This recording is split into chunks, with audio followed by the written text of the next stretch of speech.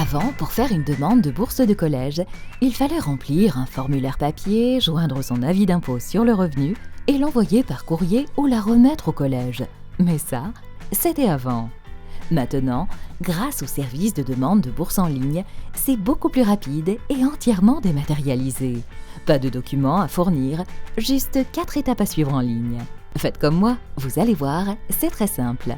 Pour commencer, je me connecte au portail Scolarité Service avec l'identifiant et le mot de passe de mon compte EduConnect ou Athènes transmis par le principal du collège.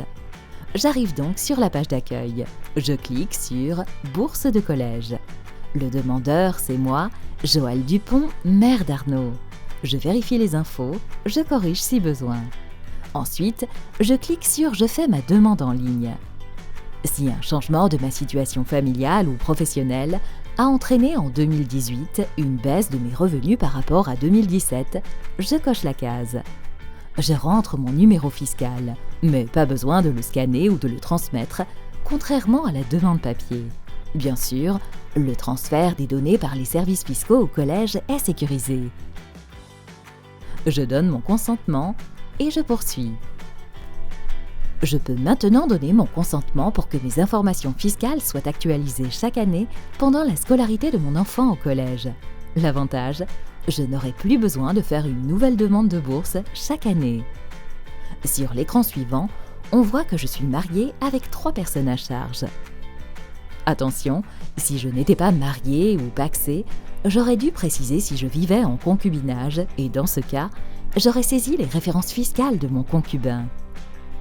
Sur l'écran suivant, je vois que je fais ma demande pour Arnaud et que je n'ai pas d'autre demande à faire pour Léa qui est dans le même collège. Pour mon fils Enzo qui est scolarisé dans un autre collège, je devrais me reconnecter avec un autre mot de passe pour faire sa demande de bourse. Sur cet écran, je vois toutes les informations de ma demande. Je valide et elles sont envoyées au collège. J'arrive sur le dernier écran où je vois tout de suite que j'ai droit à la bourse. Je vois aussi l'estimation du montant que je recevrai pour chaque enfant pour l'année scolaire 2019-2020.